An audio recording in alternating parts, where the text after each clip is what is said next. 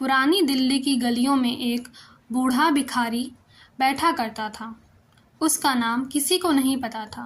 लोग उसे बस भिखारी बाबा कहते थे। उसका शरीर झुका हुआ था, आंखों में थकावट थी और हाथ में एक कटोरी जिसमें दिन भर कुछ सिक्के गिरते रहते थे। लोग गुजरते, कुछ दया दिखाते, कुछ अनदेखा करते। बच्चे डरते, दुकानदार चिढ़ते और युवा हंसते। पर कोई नहीं जानता था कि वो भिखारी कभी एक स्कूल टीचर भी था। वो टीचर था एक छोटे कस्बे में, बच्चों को जीवन की शिक्षा देता था। उसका नाम था विवेक। ईमानदार, कर्तव्यनिष्ठ, लेकिन हालात का मारा।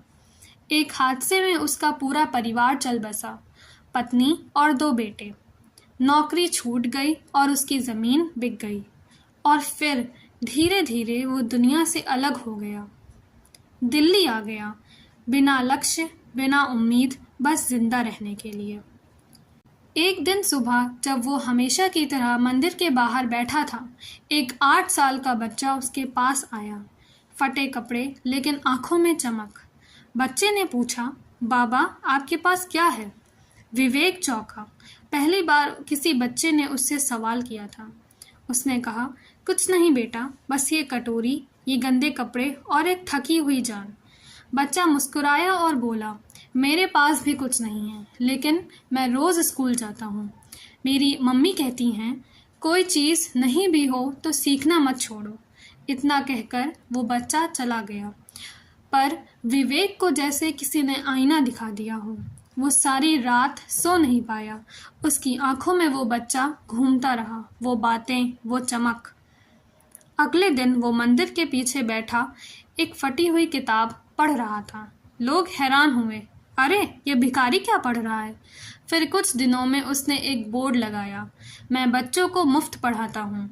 अगर आप चाहें तो अपना बच्चा यहाँ 1 घंटे के लिए बैठा सकते हैं। शुरू में लोग हंसे, ये खुद भीख मांगता है, बच्चों को क्या पढ़ाएगा? पर धीरे धीरे एक बच्चा आया, फिर 2, फिर 5।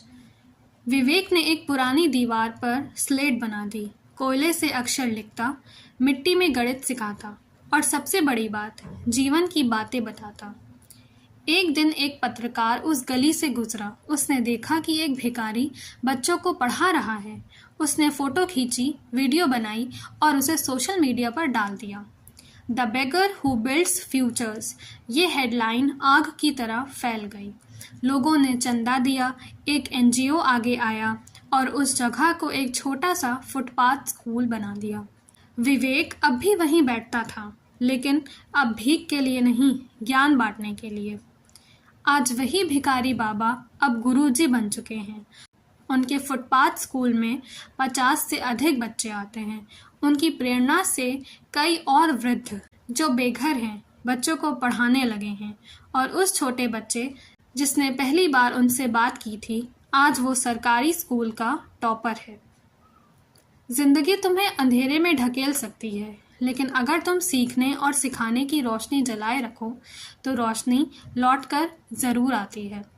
अगर सोच लो कि अब कुछ नहीं बचा, तब भी भीतर से आवाज़ आती है कि अभी भी बहुत कुछ बाकी है। क्या आप भी कभी हार मान चुके थे?